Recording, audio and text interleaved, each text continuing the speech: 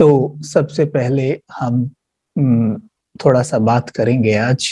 हम सभी बहुत भक्ति करते हैं, बहुत पूजा, आराधना करते हैं अपने-अपने इष्ट देव और देवियों की, राइट? हम अपने इष्ट देव-देवियों की बड़ी आराधना करते हैं, उनसे बहुत कुछ माँगते भी हैं, उनकी प्रशंसा में बहुत कुछ कहते भी हैं। लेकिन कभी सोचा है आपने कि जब हम उन्हें इष्ट कहते हैं, तो इष्ट का अर्थ ही होता है कि जिन्हें हम आदर्श मानते हैं। इष्ट का अर्थ ही है किसी को अपना आदर्श मानना, किसी को फॉलो करना, उसके जैसा बनने का प्रयास करना। हमें ये देखना है कि हमारे इष्ट कौन हैं। जैसे कि चित्र आपके घर में भी होंगे, लक्ष्मी नारायण के चित्र होंगे, श्री कृष्ण का चित्र होगा, शंकर जी का चित्र होगा, हनुमान जी का चित्र होगा। जैसे कि आप स्क्रीन पे देख पा रहे हैं अभी कि लक्ष्मी नारायण जी का चित्र आपके सामने है। ये हमारे इष्ट हैं।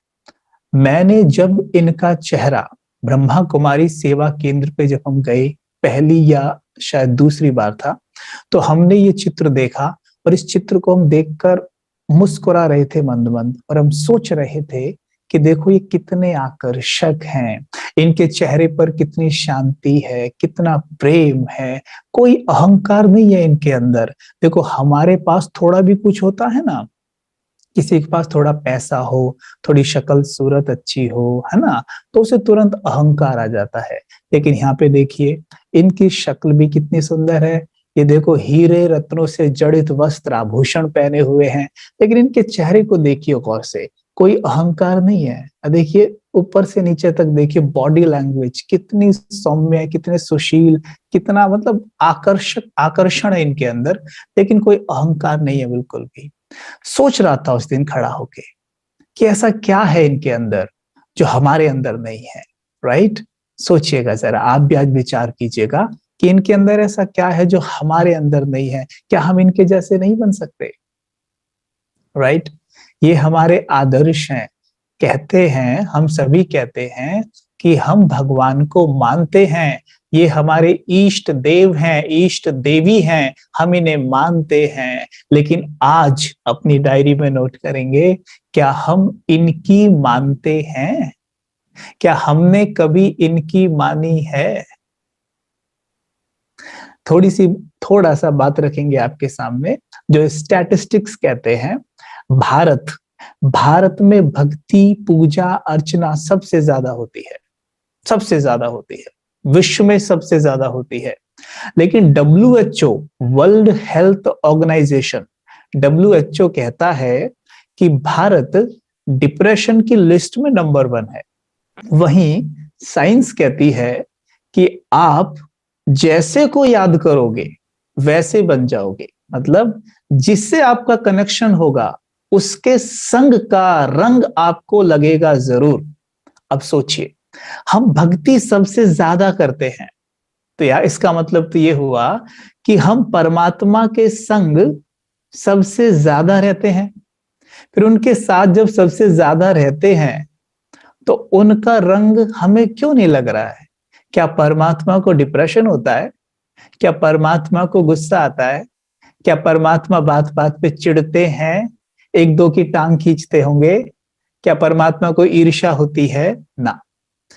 अगर हम सचमुच भक्ति करते हैं, यानी हमारा प्रेम परमात्मा से है, तो हमें डिप्रेशन नहीं होना चाहिए। हम बहुत मेंटली बहुत स्ट्रांग होने चाहिए। लेकिन आज तो देखिए घर घर में कितना झगड़ा है, कितने परेशान हैं सभी, सारे रिश्ते टूटे हुए हैं। सब कुछ करते हैं उनके लिए, हम महंगे महंगे गिफ्ट लाएंगे, कपड़े लाएंगे, उनको क्या क्या देते हैं, है ना, गाड़ी बंगलो सब। फिर भी हम दुखी हैं, हमारे रिश्ते टूटे हुए हैं। कोई घर पे मेहमान आ जाए तो उसे कितना कितना कुछ कुछ बना के भी खिलाएंगे, सब कुछ करेंगे, है ना, सब कुछ उसके हिसाब से करेंगे, फिर भी वो नाराज होके जाते हैं, है ना। कितना कुछ शरीर के लिए कर रहे हैं, हम सब कुछ कर रहे हैं। पहले तो कुछ भी इतना जानते नहीं थे, आज तो सब कुछ जानते हैं। सब यूट्यूब से चेक करते रहते हैं, गूगल से पता करते रहते हैं, डाइटिशियंस के पास जाते हैं, सब कुछ करते हैं, फिर भी शरीर। सोचिएगा, कहीं ना कोई ऐसी बात जरूर है जिस पर हमने ध्यान नहीं दिया है, जहां पर कुछ थोड़ा सा स्क्रू लूज रह गया है। भारत में भक्ति सबसे ज्यादा होती है, फिर भी हम थोड़ा सा ऐसे ऐसे रहते हैं, है ना। तो क्या फिर क्या प्रॉब्लम है, कहाँ पे गड़बड़ हो रही है ना। तो जब हम इसमें इन मूर्तियों को देख रहे थे, लक्ष्मी नारायण वाली मूर्ति को जरा लगाइएगा उस मूर्त को, तो उस मूर्ति को जब हम देख रहे थे तो देखकर हम ये सोच रहे थे कि इनमें ऐसा क्या है जो हम में नहीं है। तो मुझसे एक भाई ने कहा था वहां पर, और आज मैं वही बात आपके सामने रखूंगा। भाई ने कहा था कि एक चीज है जो इनमें है और आप में नहीं है और हम में नहीं है। हमने कहा वो क्या बात है? ये स्वयं को जानते हैं और आप नहीं जानते।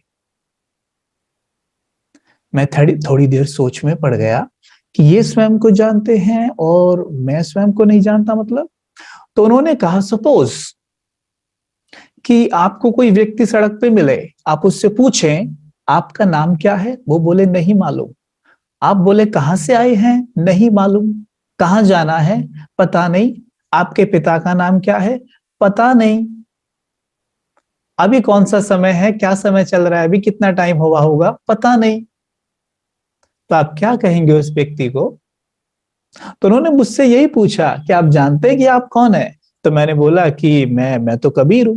तो उन्होंने मुझे बोला, जो मैं आपके सामने रख रहा हूं और आप भी सोचना, क्या कबीर आपका नाम बचपन से है? जब आपका जन्म हुआ आपका नाम क्या था तब?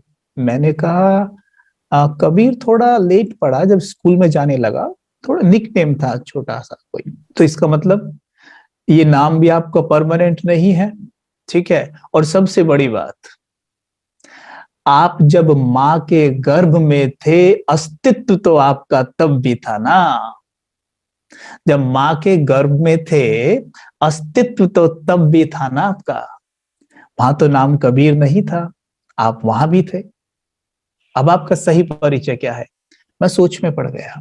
तब उन्होंने मुझे एक बहुत अच्छी बात बताई जो आज मैं आपके साथ शेयर करूंगा, ठीक है। वो फर्स्ट चीज थी, उन्होंने मुझे बताई कि आप वो हैं जो शरीर में आज बैठकर कहता है कि हम तो ऊपर से आए हैं। और आपने भी कई बार ये बात कही होगी कि हम सब ऊपर से आए हैं। और बातों बातों में ये भी कहा होगा कि एक दिन ये सब छोड़ ऊपर ही जाना है। कहा होगा, बिल्कुल कहा होगा। विचार करें इस बात पर। हम कहते हैं कि हमें ये सब छोड़ ऊपर ही जाना है। तो ऊपर किसको जाना है और ऊपर से कौन आया था? ऊपर से एक एनर्जी, जिसको हम शक्ति कहते हैं, ऊर्जा कहते हैं, साइक कहते हैं, सोल कहते हैं, आत्मा कहते हैं, रूह कहते हैं। अलग अलग नाम है उसके, लेकिन बात एक ही है। ये देखिए आपकी स्क्रीन पर दिख रहा है, राइट। जो बीच में दिख रहा है आपको, पॉइंट ऑफ लाइट। हम स्वयं को कहते हैं कि हम तो ऊपर से आए और एक दिन ऊपर ही जाना है। कभी भी देखना, जब हम कहते हैं ये मेरा शरीर है, हालांकि हम स्वयं को यही समझ के जीते हैं पूरा जीवन। पूरा जीवन स्वयं को हम यही समझ के जी रहे हैं, लेकिन हम कहते हैं इट्स माई बॉडी। हम कभी ये नहीं कहते I am a body, we say it's my body. जैसे गौर करिएगा, हम कहेंगे ये मेरा हाथ है, मेरा पांव, मेरा सर, मेरी आंखें, मेरे बाल, राइट, मेरे कान, मेरे हाथ, मेरा पेट, राइट। सब मेरा कहा, मैं नहीं कहा, कहा मेरा। और इन सबको मिला के बनती है बॉडी। फिर कहते हैं हम मेरी बॉडी, यानी मेरा शरीर। The right sentence is it's my body. We never say I am a body, never say. अगर आप कहेंगे किसी के सामने I am a body, people will laugh on you. लोग हम पे हंसेंगे। हम कहेंगे इट्स माई बॉडी। कहते हैं मेरी बॉडी मेरा साथ नहीं देती आजकल, मेरी बॉडी में तकलीफ रहने लगी है, कहते हैं ना। तो इससे क्या सिद्ध होता है कि बॉडी अलग है और मैं अलग हूं। जैसे आपके घर में, आपके घर के बाहर आपकी कार खड़ी हुई है। आप कहते हैं मेरी कार, राइट। घर में टीवी है, कहते हैं मेरा टीवी, राइट। आपको पता है वो मैं नहीं हूं, वो मेरा है। वैसे ही बॉडी को भी कहते हैं मेरी बॉडी, लेकिन फिर खुद को बॉडी मान के जीने लगते हैं। कहते हैं मेरी बॉडी और स्वयं को बॉडी मानकर ही जीते हैं। फिर वहां कहते हैं मेरी कार, स्वयं को कार नहीं मानते। मेरा टीवी, टीवी नहीं मानते। लेकिन यहां कहते हैं मेरा शरीर और स्वयं को शरीर मान के जीते हैं। क्यों? क्योंकि जब से इस शरीर में घुसे हैं अंदर, मां के गर्भ में, कहते हैं जब मां के गर्भ में 2 से 2.5 महीने का शरीर जब तैयार रहता है, तब उसमें आत्मा आके बैठती है। और जब से आज तक इस शरीर की उम्र जितनी भी हुई है, हम बाहर नहीं निकले, इसलिए स्वयं को यही मानने लग गए। लेकिन जो कार, हमारा जो 4 व्हीलर है, जो घर के बाहर खड़ा हुआ है, उसमें हम दिन में कई बार अंदर और बाहर होते हैं, इसलिए हमें पक्का रहता है ये कार अलग है और मैं अलग हूं। लेकिन इस शरीर का हमें नहीं रहता कि मैं अलग हूं और ये अलग है, क्योंकि हम इसमें बैठे हुए अंदर, राइट। तो मैं कौन हूं? मैं एक आत्मा हूं। अपनी डायरी में लिखें, मैं एक आत्मा हूं, राइट। और आत्मा यहां पे बैठी हुई है, ठीक है। मैं एक आत्मा हूं। अब गौर करेंगे, जैसे एक 4 व्हीलर होता है, 4 व्हीलर को ड्राइवर चलाता है, राइट। एक ड्राइवर उसमें बैठेगा, उस 4 व्हीलर को चलाएगा। लेकिन ड्राइवर कभी भी पिछली सीट पर बैठे उसे नहीं चलाएगा, राइट। पिछली सीट पर बैठकर उसे नहीं चलाएगा, ड्राइविंग सीट पर ही बैठ के चलाता है, बिल्कुल आगे। ठीक वैसे ही ये जो शरीर है, ये आत्मा की गाड़ी है और आत्मा बिल्कुल आगे। ये जैसे मान लो ये आंखें वो कांच है जहां से ड्राइवर बैठ के गाड़ी में देखता है ना बाहर की तरफ, वैसे ही इन आंखों के माध्यम से आत्मा अंदर बैठकर बाहर देख रही है, बाहर देख रही है, राइट। बाहर देख रही है। वहां से बैठकर इस शरीर को आत्मा चलाती है, राइट।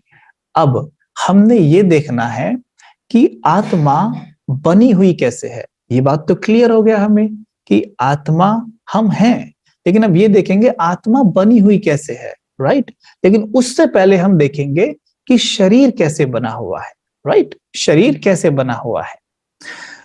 आप गौर करिए कि हमने ये बहुत बार सुना है, स्कूल्स में सुना है अच्छे से, कि शरीर प्रकृति के 5 तत्वों से बना हुआ है, राइट। 5 तत्व हैं, अग्नि, जल, वायु, आकाश और पृथ्वी, राइट।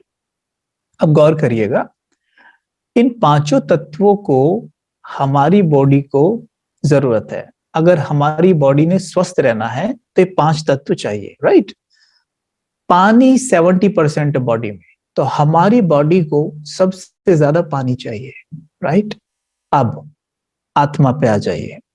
अब हम ऐसे पता निकालेंगे कि आत्मा कैसे बनी हुई है, अपने आप ही पता चल जाएगा। जैसे अभी हमने पता किया कि भाई शरीर 5 तत्वों से बना है, तो उसे 5 तत्व ही चाहिए स्वस्थ रहने के लिए।